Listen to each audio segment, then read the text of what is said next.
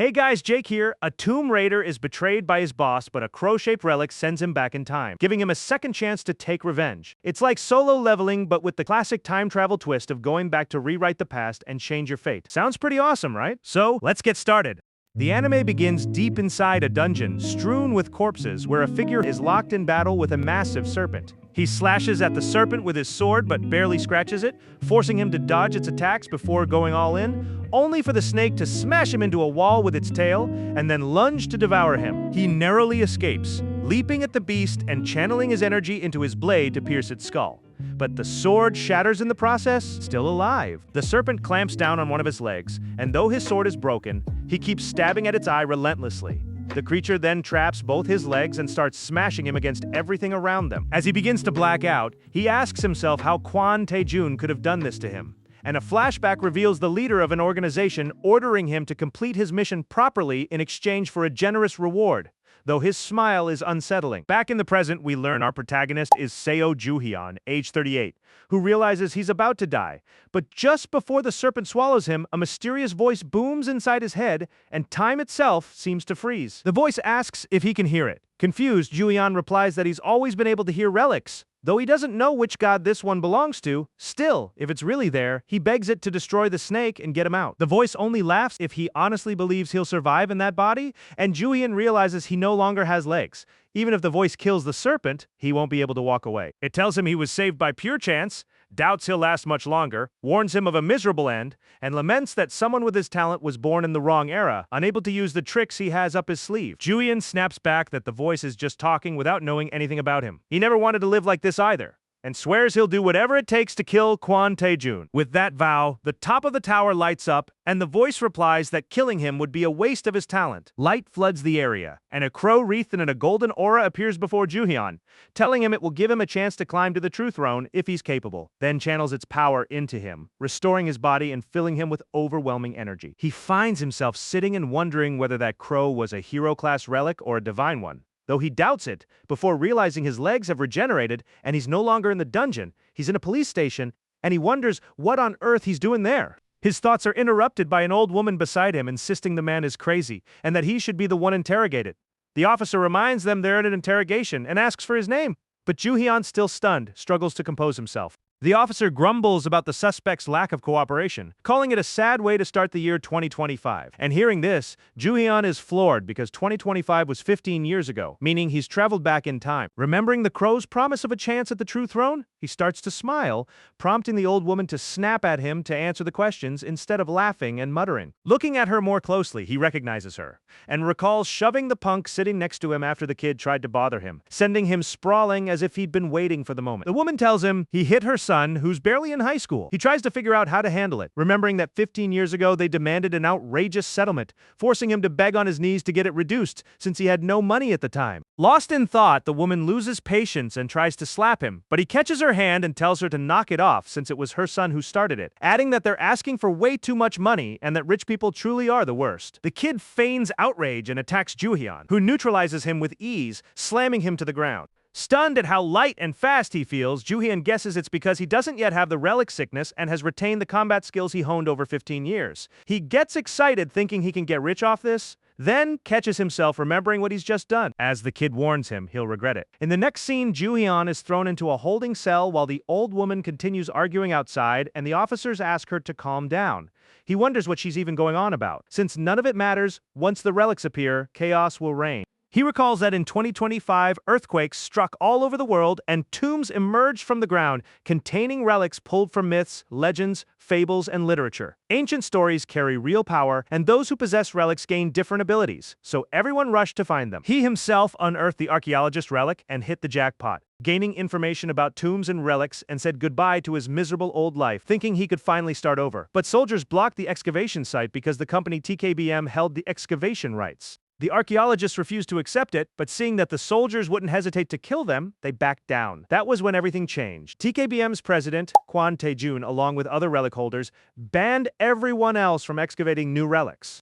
Luckily, Joo-hyun's talent as an archaeologist got him recruited, and he ended up taking on every kind of dirty job: smuggling, theft, espionage, tomb raiding, infiltrating tombs the government had sealed off, and stealing the relics inside, which is how Kwon Tae-jun built his fortune. Julian became despised by the other excavators for essentially being Quan's lackey, but he wasn't doing it for pleasure. He endured every kind of humiliation for a purpose, only to be betrayed and set up. Back in his cell, he reflects that the relics will surface again soon, and the world will fall into chaos. And although he's stronger now, that alone won't be enough. He needs capital to excavate, and wonders how to get it. Suddenly, a notification pops up in front of him titled Tomb Raider Seo Juhyun, and he wonders if he's losing his mind and hallucinating, before realizing only relics can produce something this strange, and starts yelling at the crow to show itself, asking if it's been secretly watching him. Another pop-up informs him that his basic archaeologist skills are at 1 of 4, and that he currently has the probe skill at rank F, which irritates him enough to tell the crow that his life isn't a game. But then, yet another window appears with a new quest. Activate all 4 basic archaeologist skills.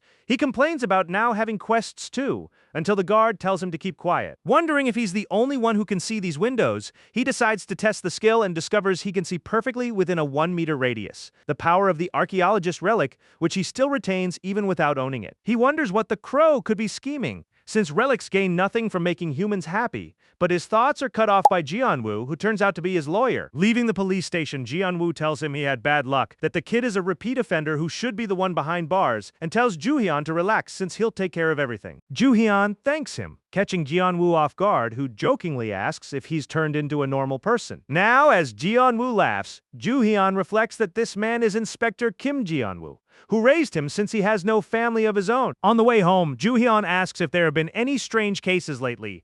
Monster possessions, superpowers, that sort of thing, worrying Jianwu, who asks if he's really okay. But speaking of superpowers, Jianwu muses that his own wife might have some, since she always manages to find the money he tries to hide from her.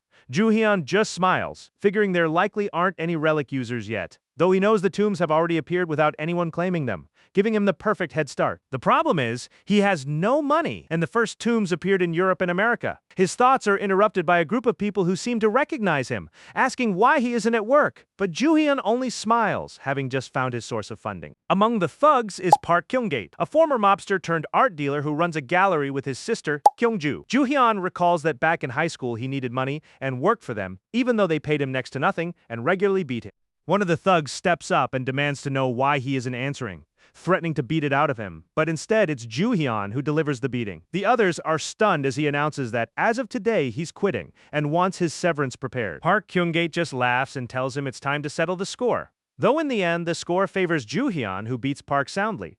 When the rest of the thugs see their boss get beaten, they all charge at once, but Juhyun takes them all down. As they panic, he smiles, knowing this is the payoff of 15 years of training, though he also realizes he still lacks raw strength and needs to finish this quickly. Furious, Park decides to punish him properly, but his subordinate warns him against drawing that sword, since it could cause serious trouble. Park tells him to shut up, and Juhyun, catching sight of the blade, wonders what Park is doing with a relic, though he figures he shouldn't overthink it, since relics do exist among ordinary people outside the tombs.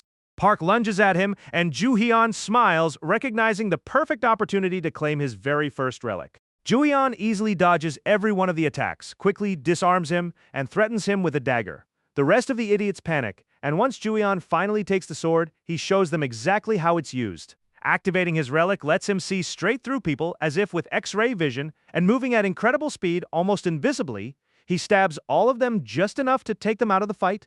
Though the wounds are shallow, everyone panics realizing he actually stabbed them for real, and Juhyun advises them to clear out if they don't want to end up dead. Terrified, they all comply and immediately report back to their boss that they were beaten by Juhyun. She can't believe it until her brother tells her Juhyun took all their money along with a Buddha statue. Furious, she orders them to track him down immediately. Meanwhile, as Juhyun examines the Buddha statue, he recalls an antiques dealer once telling him it was worthless junk not worth selling. Yet the dealer had seemed oddly nervous, which told him it couldn't be just a trinket. Using his probe skill, he detects a suspicious substance hidden inside the statue, cracks it open, and realizes the statue was never meant to be sold in a shop. It was really a container for what was inside. He contacts Jianwu, and after a while Jianwu shows up with the boss's brother in custody, informing her she's being arrested for drug trafficking. The woman panics, thinking she's been caught, but refuses to give up and demands to know what evidence they have right as the radio crackles with a report that 600 works of art stuffed with substances of questionable origin have been found. She panics further, wondering how they managed to trace it back to her when each piece had a different access code, until Juhyun gets on the phone and casually tells her that codes need to be changed every so often. then wishes her luck in prison, and reminds her to live decently before hanging up. Enraged, she vows she'll make him pay. Later, as Ju-hyun strolls through the streets, Ji-woo texts him letting him know he'll be getting 10 million as a reward and hopes he won't blow it all. Excited that he finally has enough funds to start his journey, Ju-hyun decides to sleep and begin exploring tombs the next day, only to be startled when he realizes his old house used to stand right where he is now. But all that remains is a massive mound of earth, meaning a tomb has likely surfaced there. He's not sure if it's good or bad luck, since he's now technically homeless. On arrival, he spots a mysterious woman on the phone saying the government still doesn't know about the tombs and that the explosions will begin soon. Apparently, no one has located this particular tomb yet, giving them an edge. A mysterious man then appears in front of her, addressing her as Linda Walker. Startled, she asks what an event archaeologist is doing there, and he replies he could say the same about her since she's from the United States. This man turns out to be Kiyoshi Abe. Linda calls him nothing more than a thief, and Abe retorts that they're exactly alike, since they're both practically racing each other to claim relics first. Ju-hyun realizes he's looking at CIA schemers and clowns from the Republic of Bento, and finds it curious that Linda mentioned explosions, meaning they still don't know how to properly deal with the tomb, which tells him there are no real experts yet, giving him the perfect chance to get ahead of them. Tomb glyphs, the language of relics, appear before him, tracing themselves across the tomb's surface, and quickly helping him locate the entrance. As he starts reading them, a system message informs him he's gained a new skill called Languages at rank F, along with the title Excellent Decoder. Excited that he now only needs 2 more skills, he wastes no time forcing the entrance open, triggering a massive visual spectacle that alerts everyone nearby to the tomb's opening. Abe and Linda immediately sprint toward the entrance while Ju-hyun, already well ahead of them, has been inside the tomb for a while. Using a lighter and following the glyphs, he eventually finds a small spring. When he tosses his relic into it, the water begins to tremble, and a strange voice booms through the chamber, noting it has a visitor. A massive serpent appears before him, though it can't quite see him at first. Ju-hyun reveals his location, and the serpent remarks that he's rather clumsy for having dropped a sword, opening its mouth to ask which one he lost, the gold one or the silver one. Ju-hyun recognizes this as the tale of the golden axe and silver axe. Though he privately thinks axe is a stretch, he'd have believed it if it said machete, recalling this is a famous story based on Hermes and a greedy woodcutter. Anyone could pass this test, but now the relic is going to be his. The serpent asks him to choose already. Ju-hyun apologizes, saying it's neither of the two. The serpent, sensing his honesty, reveals its actual dagger and asks if that belongs to him. Ju-hyun realizes this is a clever trap. If he claims it, he'd receive both axes plus his own sword. But there's always a catch, so he asks the serpent if he can first check whether it's really his sword. It tells him to do as he pleases, and once he takes hold of the blade, Ju-hyun immediately strikes at the massive serpent. It changes color and demands to know what he thinks he's doing, but Ju-hyun tells it to be quiet. Since he doesn't trust relics, he has no guarantee it would have handed anything over even if he passed the test.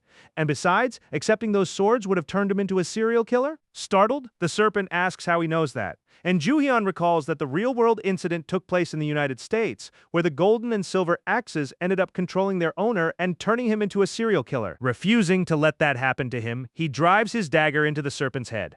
It asks if he really thinks that's enough to subdue it. But Ju-hyun is only getting started, driving the blade in deeper as the serpent writhes violently across the chamber. He reflects that camaraderie, intimacy, and cooperating with a relic isn't the path he's after. Sure, you can obtain good relics through control, compatibility, or a good relationship, but that's not what he's after. He intends to dominate them, because in this new life, he will be the one in control. As the serpent keeps thrashing and orders him to get off, Ju-hyun refuses to let up. It dives into the water, but he doesn't even flinch, refusing to submit to any relic in this life. He won't rely on camaraderie. He will subjugate them. He orders the serpent to accept defeat or be destroyed, asking if it really thinks he's bluffing. The serpent panics and begs him to stop, still struggling to break free, but Ju-hyun keeps up the pressure until its scales start falling away and it dissolves into water. Ju-hyun smiles, remarking that the fool only made things harder for himself when he could have simply surrendered. He obtains the golden and silver axes, along with the title Tomb Explorer and the basic skill Excavation, meaning he now needs just one more basic skill to complete his objective. As he wonders what's left to do, another message announces he's also earned the title Relic Intimacy Expert, which boosts his control while reducing camaraderie, leaving him to wonder if that damn crow is mocking him. His thoughts are interrupted as Abe and Linda finally reach the spring. Though Ju-hyun is already hidden, without hesitation, Abe throws a relic into the lake and wonders why nothing is happening. Ju-hyun figures they've arrived far too late and slips away, while Linda asks asks Abe what exactly he's doing.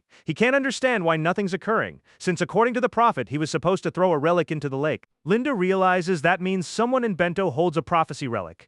Abe realizes he's said too much, but at that moment the entire area starts collapsing, forcing them to run for their lives. Meanwhile, back at the Kian Gallery, the thugs' underlings complain that the police cleared everything out and left nothing behind, and now that the boss has been arrested too, they're all out of work. Realizing it's all Juhyun's fault, they decide it's time to make him pay. Sungwoo declares he's a man of his word and is going to beat him down. And the other two idiots hype him up, but the moment Juhyun calls, all that bravado evaporates. Somewhat sheepishly, Sungwoo answers and Juhyun asks what exactly he thinks he's doing.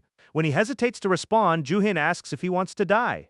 Sungwoo tries to act tough, demanding respect for his elders, but Juhyun tells him to shut up and lets him know he has a job for them. Meanwhile, Abe reports that his mission failed, but he's told that was already foreseen. He can't believe it, but he's informed that word later came through that a Korean had beaten him to it. Abe complains no one warned him, but he's reminded that he already knows how the boss operates, and he's told to stay alert and keep working hard. With a warning to be especially careful of this Korean since there's an unresolved prophecy suggesting this Korean will swallow the world whole. Meanwhile, Juhyun tells the trio of failures he needs to sneak into Midas, the world's largest secret auction being held in Las Vegas, believing it might reveal something about himself if he can get in. He orders the three of them to attend that month's auction and search for certain items, as well as for a man going by Jack Kamen, which Juhyun suspects is a fake identity for Kwon Tae-jun. Sungwoo protests, asking how on earth they're supposed to get in, but Juhyun simply tells them to figure it out, assuring them he'll pay for the job so money isn't a concern. They can either go without complaint or face a brutal beating. Knowing he's dead serious, they wisely keep their mouths shut.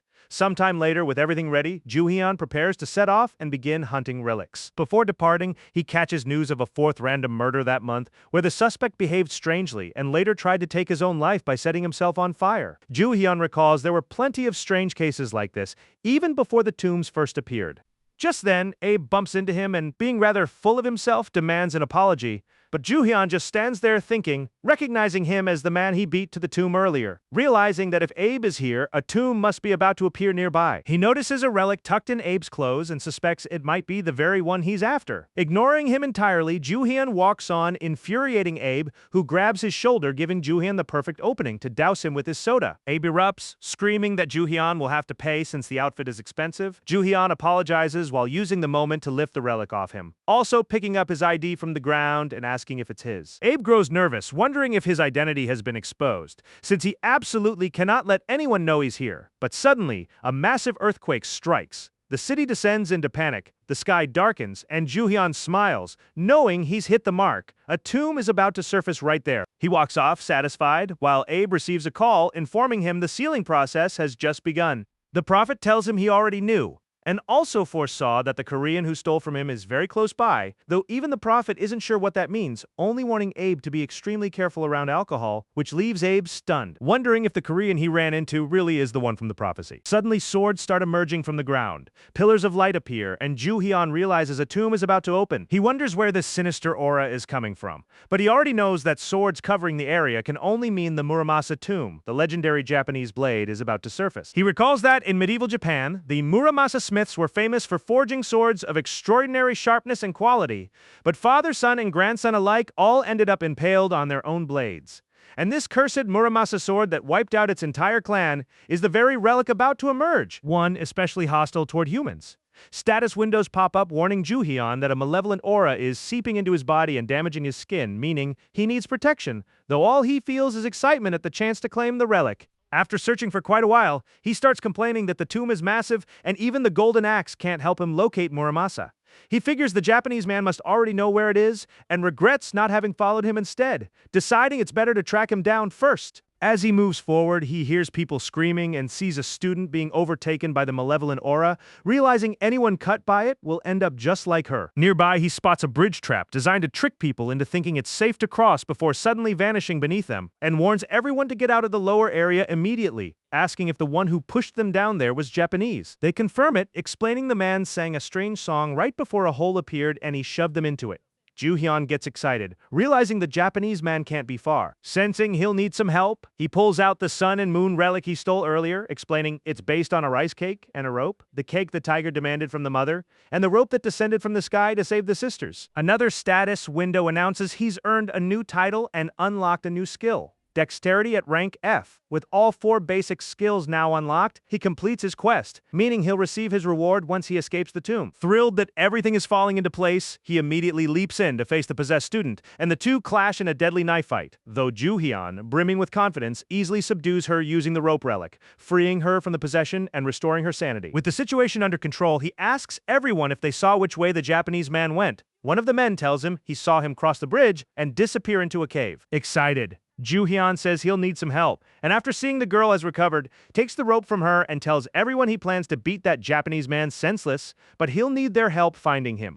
Meanwhile, Abe remarks that he's already disposed of the witnesses, and once he secures Muramasa, his mission will be a success, after which he'll go hunt down the Korean who humiliated him and give him a beating. He laughs like a psychopath, certain neither the blade nor that punk stand a chance against him, but after a while of fruitless searching, frustration sets in, until suddenly all the people he shoved into the hole earlier come charging at him from behind for the beating they promised him. As he takes the hits, Ju-hyun watches and realizes that bastard was the one who led them there. Ju-hyun simply calls him pathetic, a man who was right next to Muramasa and still couldn't find it, mocking the strength of the Japanese before wasting no time using the golden axe relic to scan the area and finally locate and claim Muramasa. The blade communicates with him, warning that if he wants its power, he must offer it the blood of 10 people, since it can only rebuild its body by drinking human blood. Otherwise, it will remain trapped there for all eternity. Abe, confused, wonders who Ju-hyun is even talking to, while Ju-hyun flatly refuses to give Muramasa the blood of 10 people. Muramasa threatens to drown him within its domain, but Ju-hyun grabs hold of it forcefully and begins suppressing it, ordering it to gather its scattered fragments. Outraged, Muramasa demands to know how a mere human dares treat it this way, but despite all its protests, Ju-hyun ultimately dominates it, recovering all its fragments and claiming its power for himself. Meanwhile, Abe watches in frustration as, with the situation now under control, people begin climbing out through the rope. Abe tries to play innocent and sneak out unnoticed, but Ju-hyun catches him and tells him he's not going anywhere. Abe tries to bargain, offering to help him find more relics and even hand over the Chronicle of the Future, but Ju-hyun points out the Chronicle only works for its actual owner. Abe then mentions there's a company that could fix that problem, called TKBM, and asks if Ju-hyun knows it. Surprised and visibly irritated, Ju-hyun says he knows it very well indeed, then drives a knee into Abe's stomach, knocking him out cold before climbing out with the rope. Ignoring Abe's earlier offer to call in his precious TKBM for help. Instead, his plan is to let Abe die down there. He orders the tomb sealed, and it immediately begins collapsing, crushing Abe inside. That night, news outlets report on the mysterious tomb, the swords that emerged from the ground and walls, the 50 people trapped by the earthquake, and the mysterious Japanese man who claimed to belong to Japan's self-defense forces and pushed people into a pit. Because of the incident, the Korean government is demanding answers from Japan, while China and Russia have condemned Japan's actions. Japan's high command is furious as every news outlet covers the incident, and they reprimand the officer in charge of the operation, who explains to his superior that an unexpected variable appeared, the Korean the prophecy had mentioned. His boss keeps berating him regardless, since handling that variable was exactly his job. After all, he is Mori, head of the excavation team. Mori apologizes, but points out the situation has changed since the Chronicle of the Future can now be used to track the Korean down. His boss reminds him the Chronicle can only track people its owner has actually met. Mori explains that Abe had already been marked by the Chronicle and had met the Korean, so even if it isn't fully precise, they should still be able to track him. He asks for one more chance, though his boss remains furious. Meanwhile, Ju-hyun examines his injured hand, remarking that this is the downside of forcing relics into submission. The more powerful a relic is, the harder it resists, and if he keeps pushing like this, his body won't hold up much longer. Just then, conveniently, his mission reward arrives. A status window informs him that before receiving it, he must choose between two paths, domination or affinity. Naturally, Ju-hyun chooses domination, and the reward is delivered. When nothing seems to appear, he searches everywhere, eventually finding a small pill tucked in his pocket. Realizing it's a relic, he wonders whether he should actually eat it. Not entirely sure, but figuring that if it kills him, so be it, he throws caution to the wind and swallows it. His body immediately starts regenerating, and the system informs him he successfully resisted and neutralized the relic's poison. unlocking the immunity skill. Stunned at how incredible that is, he lies down on his bed, wondering what that crow actually wants from him. Is it helping him because it benefits somehow, or for some other reason? Just then, a notification arrives announcing he's been marked by an S-rank relic and that his future is being read. Ju-hyun realizes someone is using the Chronicle of the Future on him and recalls that the Chronicle is a book of prophecies written by the Japanese statesman Taishi Shotoku. Unlike other relics, it never created its own tomb. Instead, it chose its owner, a woman named Yuka Sasaki. The moment the Japanese government realized this, they wasted no time pouring resources into finding her, eager to use the Chronicle's power for their excavation efforts, and although this might look like a happy ending on the surface, it really isn't. Later, aboard a plane, Ju-hyun reflects that Sasaki was never a good student, and since the prophecies were written in archaic Japanese, she couldn't read them. She ended up murdered by a higher-ranked relic user who then took the Chronicle for himself. Meanwhile, at Yuka's house, she's told it's time to read the Chronicle of the Future, so she heads to her room to read it, complaining as always about how difficult it is to decipher. Her handler tells her that if she doesn't recognize a character, she can simply copy it exactly as she sees it, and he'll help translate it. But suddenly Yuka starts screaming because the prophecy says she's going to die, with 2 entire pages dedicated to that very message. Meanwhile, we cut to Ju-hyun casually eating sushi, and opening a notebook reveals that he was the one who wrote those 2 pages predicting Sasaki's death. He wonders when they'll show up, confident the Chronicle would never overlook a prophecy cursing its own owner, certain this would grab their attention, and wonders what they're waiting for. Outside her room, agents are shown standing ready to act, telling Sasaki not to be nervous though. She asks how she's supposed to stay calm when a man wants to kill her. They advise her to simply walk in and look him in the eyes, since that will let her fully mark him, especially since he has no idea what she looks like. They also promise to protect her if anything goes wrong. Yuka decides to trust them and enters the room. But upon seeing Ju-hyun's striking face, she's instantly smitten. He notices the owner of the Chronicle of the Future has an interesting aura, and without wasting time draws his sword as the squad monitoring everything orders Sasaki pulled out immediately and demands swift action. But suddenly the door slams shut, stunning everyone. Yuka starts speaking in Japanese, which Ju-hyun doesn't understand at all, so she starts typing it into her phone instead. Once he reads it, he realizes the girl has fallen for him and wants him to become her friend, or better yet, her boyfriend. Ju-hyun concludes this girl isn't quite right in the head, but obviously has no intention of passing up this opportunity, so he plays along. After getting rid of the squad meant to protect Yuka, he tells her they can now leave together for their date. A little while later, as they walk through the streets, Ju-hyun mentions he can't believe the military would put her on the front lines. Yuka asks how he knows that, and he simply says he knows a thing or two. Lots of little things. And as he pets her head, she blushes and falls head over heels for him. Ju-hyun proposes putting the 2 of them in a tricky spot together, and as they keep walking, she thinks he doesn't seem like a bad guy at all. Besides, she's already looked into his eyes and can read his future though. She suddenly remembers she left the book at home. A bit later, arriving at a cafe, Ju-hyun threatens her with his sword. She panics, but he tells her to stay quiet and hand over her phone. Once she does, he smashes it, and once inside, he lets her know he knows exactly who she is. He hands her his notebook and orders her to copy down every prophecy she can recall, so their date can begin. She protests that this isn't a date at all, and that she left her notebook at home anyway. Ju-hyun tells her not to be silly and orders her to touch the tattoo on her arm and say her own name, since that will summon the notebook to her. She tries it, and it actually works, leaving her stunned since she didn't even know she could do that. Without wasting time, Ju-hyun orders her to start writing down every single prophecy about her future. She complies, though. After a while, she starts slowing down. Ju-hyun tells her to write faster, but she says her arm hurts and offers to just hand over the book if he wants it so badly. Begging him to let her go, he refuses and orders her to keep writing. The girl laments ever letting herself be fooled by such a handsome face. Just then, Ju-hyun hears a noise and realizes the military has arrived to cause trouble, so he prepares to finish his plan. He draws his sword and suddenly strikes at the book. The relic demands to know what he thinks he's doing, but Ju-hyun gradually destroys it with Muramasa, since the book can't simply be stolen, and trying to dominate an S-rank relic by force would cause far more damage than just to one arm. His best option is to eliminate the obstacle entirely. As the book is destroyed, Sasaki collapses unconscious, while Ju-hyun remarks that what he did was for her own good. A status window informs him he's earned the title Control Enhancement, and having destroyed an S-rank relic, he's also unlocked the existence of Titan Hunter, though he's interrupted by the soldiers who panic at the sight of the destroyed book. Their commander orders his immediate execution, but Ju-hyun, brimming with confidence, just laughs in their faces and tosses out the dumpling relic, a common C-rank edible relic that immediately releases an irresistible aroma, scrambling the soldiers' senses as they become entranced by the smell, drooling as they stare at it. The commander orders them to back off, But it isn't long before they start fighting each other over the dumpling, giving Ju-hyun the perfect chance to calmly slip away. Now on the plane, he reads through the prophecies Sasaki wrote for him and finds the one he was looking for, the Great Sepulchrification, the incident where tombs covered the entire world, and it was then that countless relics scattered everywhere. Thanks to the prophecies, he learns that in January, an opportunity will arise in the underground Garden of Desire, where the calamity that will plunge the world into chaos will begin, accompanied by the god who best understands its own desires.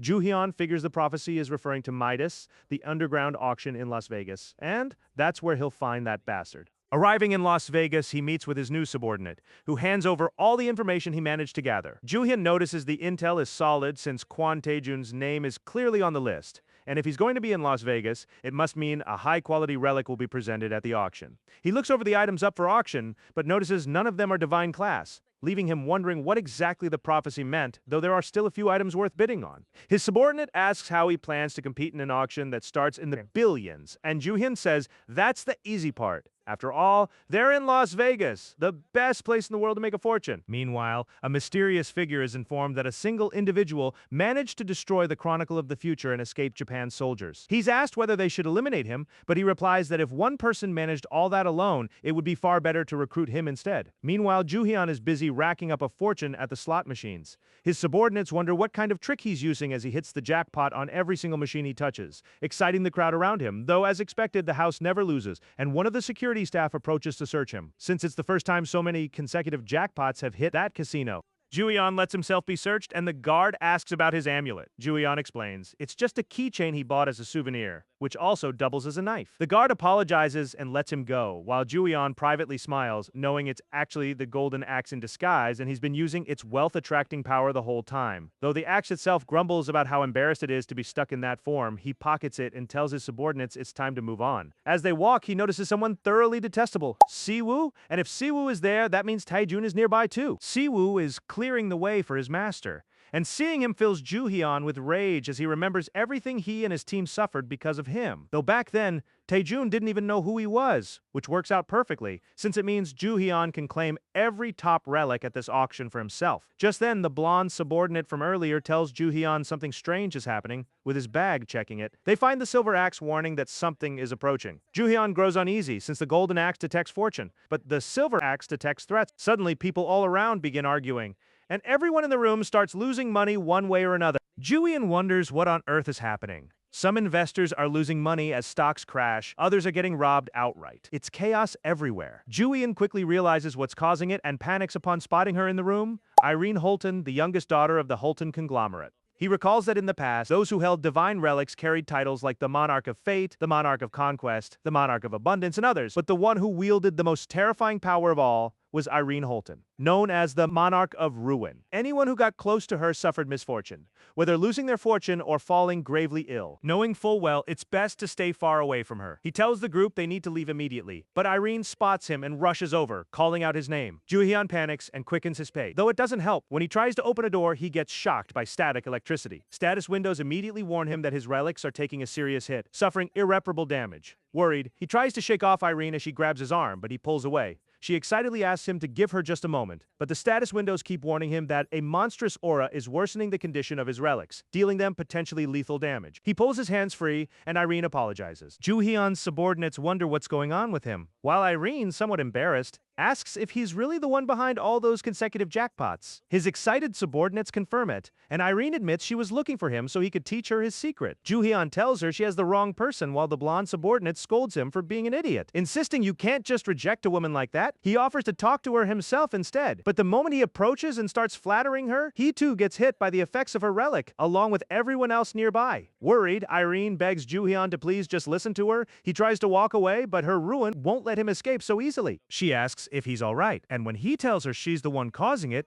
instead of getting upset, she admits that's exactly the problem. Everyone around her ends up suffering misfortune, which is precisely why she wants to change her luck and make everyone around her happy. Ju-hyun studies her surprise, since this isn't the Irene he remembers, the one who once plunged the world into chaos. She continues pleading for him to share his secret to good luck, promising to pay whatever he asks. He's caught off guard since she's nothing like he imagined. And just then, a status window informs him his resistance has improved, allowing him to now withstand half the effect of other people's relic. He smiles, delighted, realizing there's no need to avoid her after all. If anything, staying close to her will keep strengthening his resistance, which works out perfectly, since having her nearby means his rivals at the auction will suffer one misfortune after another. He tells her he's currently quite busy with something important, and though he'd love to discuss the terms of a contract in exchange for revealing his secrets, he unfortunately has an auction to attend. Irene looks disappointed, but Joo-hyun invites her to come along, and she happily agrees, while his subordinates, meanwhile, a while later at the auction, Joo-hyun smiles. Since thanks to Irene, most of the other bidders have already dropped out after suffering various misfortunes. He even hears that one of Kwon Tae-jun's factories caught fire. Despite that, Tae-jun hasn't left, which means there must be some relic keeping him anchored there. As the auction continues, Joo-hyun watches Irene and thinks she's nothing like the woman he remembers. She also doesn't seem to know anything about relics, which suggests the divine relic likely attached itself to her without her consent. Perhaps Irene was originally a good person, and the relic of ruin is what wrecked her life and twisted her into the unstable person she became. Irene interrupts his thoughts, saying how grateful she is that he agreed to listen to her, and that she feels much better having finally told someone. He tells her he didn't really do anything, but just then, status windows warn him that a person's mood strengthens their relic's aura, and since Irene is now in good spirits, it triggers a sudden earthquake. Everyone in the room shudders, while the Golden Axe begs Joo-hyun to get her under control before it splits in two. Realizing the calamities intensify the happier its owner becomes, Joo-hyun quickly moves to manage the situation, telling Irene to calm down since they haven't even made a deal yet.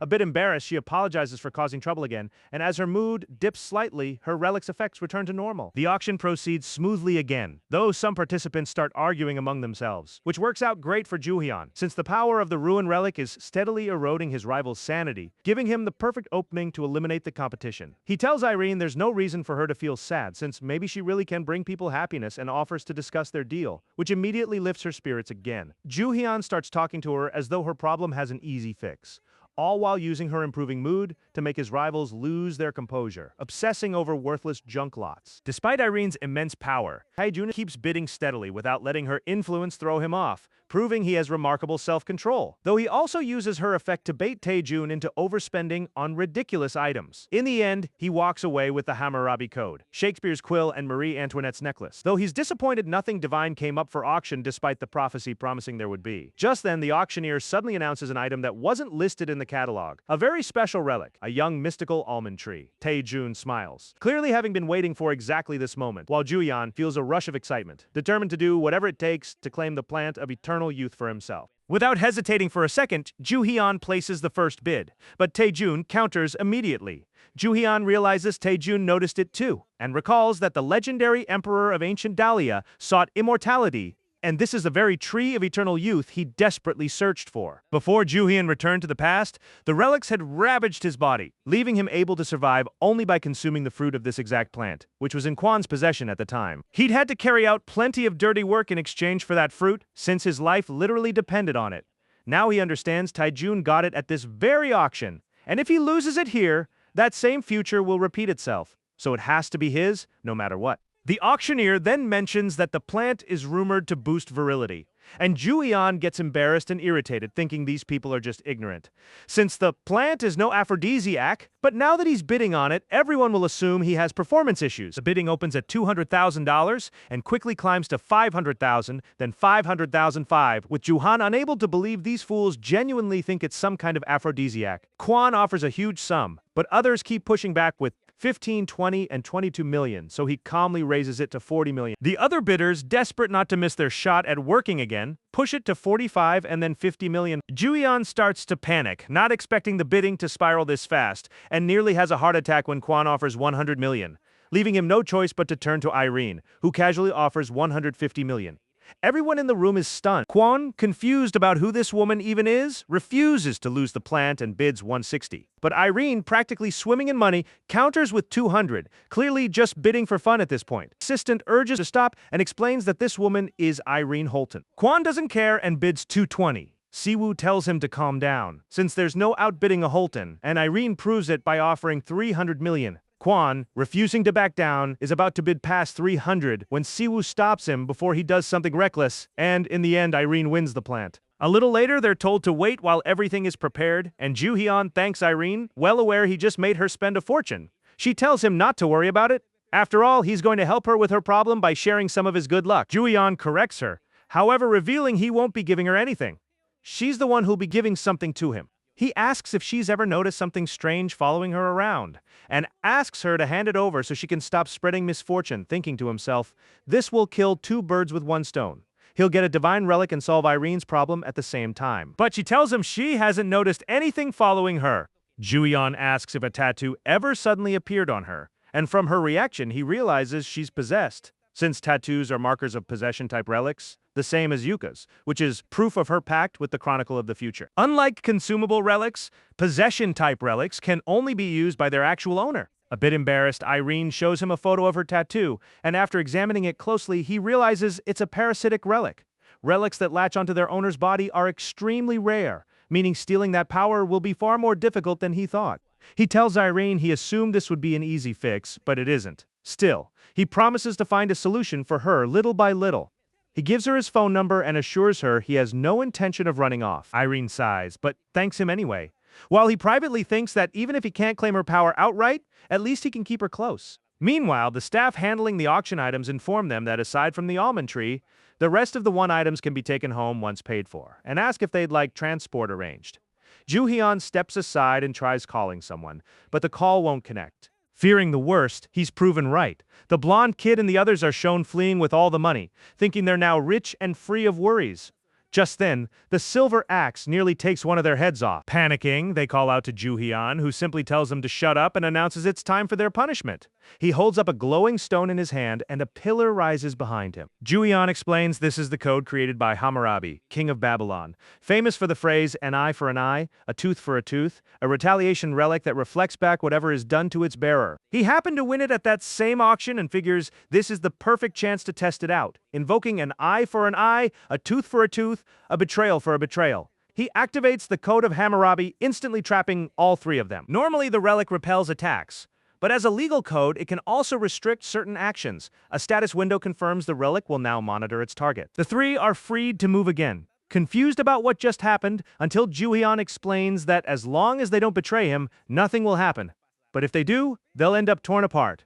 With that settled, he doubts they'll try betraying him again anytime soon. Back at the hotel, it's time to deal with the almond tree, and Ju-hyun assigns the group the job of harvesting its fruit, ordering them to keep it potted since the stubborn thing won't stop talking. As the group starts cleaning it, he notices the tree relaxing, meaning the blonde kid has surprisingly strong camaraderie with it. He recalls that the day before he himself tried to form a pact with the tree, only to be rejected and fail outright, and now realizes the tree favors people with high camaraderie, making those three useless kids perfect caretakers for it. Just then, Ju-hyun gets a call, and recognizing the number, understands what it means someone's already begun investigating him.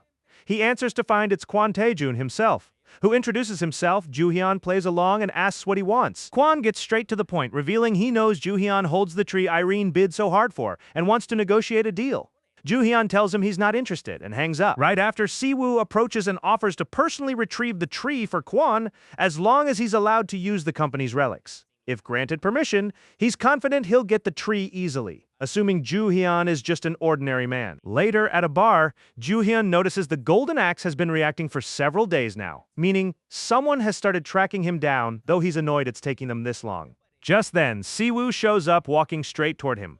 Ju-hyun ignores him, and as Siwoo gets closer, Ju-hyun notices he's brought relics with him, exactly what he was hoping for. Irritated at being ignored, Siwoo gets aggressive, but Ju-hyun elbows him hard in the stomach, then apologizes, claiming he was startled by Siwoo's sudden shouting. Siwoo tells him to cut the act, since he'd already recognized him earlier, and Ju-hyun replies that yes, now he remembers. Siwoo's the nobody who used to hover beside the president. Bit by bit, he pushes Siwoo into losing his composure, exactly what he wanted, since losing control temporarily weakens a person's relic control. Ju-hyun knows him well despite his confident exterior. Siwoo is riddled with insecurities, and it doesn't take much to rattle him into losing control, which cripples his ability to use high-level relics. As Ju-hyun keeps taunting him, Siwoo finally lashes out with one of his relics. But nothing happens. Ju-hyun quickly slams him against the counter, telling him that with weakened control, using relics is simply impossible. Startled that Ju-hyun knows this much about relics, Ju-hyun wastes no time snatching it from him and restraining his movements. He notices the relic is a control type,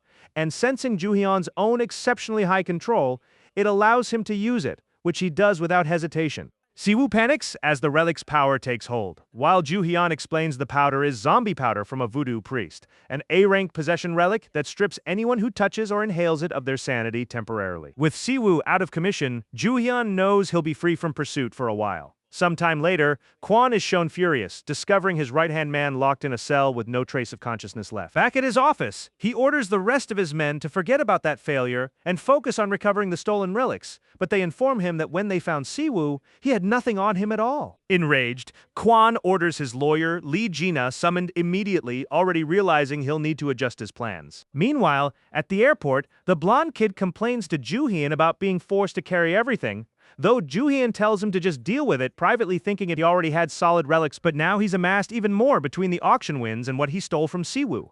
More than enough to kickstart his plan and gather many more. Lee Jina approaches him directly, asking to speak privately, where she reveals the president deeply respects his abilities. That's why she's come to offer him a contract with the archaeology department, with an initial payment of 100 million, plus a monthly salary. She assures him they won't interfere in his personal life so long as he remains loyal to TKBM. Ju-hyun points out that this is essentially a slavery contract. The lawyer warns him to watch his words carefully, since he did steal from Siwoo, and the president could easily report him, making it very clear they have the power to erase any small operation from existence, and that his subordinates could die of unknown causes, the same fate awaiting him. Ju-hyun asks if she's essentially saying he has to join them or die. Then, staring her down seriously, advises her to choose her enemies more carefully, or she might be the one who vanishes without a trace, pulling out the zombie powder as a warning. She just smiles, confident he can't use a relic with so many people around. Ju-hyun uncorks the bottle. She reacts, instantly attacking him with another relic. But he activates the Code of Hammurabi, reflecting her attack back at her with an eye for an eye, a tooth for a tooth, a water cannon for a water cannon. Jina takes the full blast, and everyone nearby is stunned by the spectacle, assuming it's some kind of magic show. Ju-hyun approaches Jina and tells her that now that they have an audience, it's time to finish this. She screams desperately, and in the next scene, airport security is shown scrambling after reports of a violent woman causing chaos in the cafe.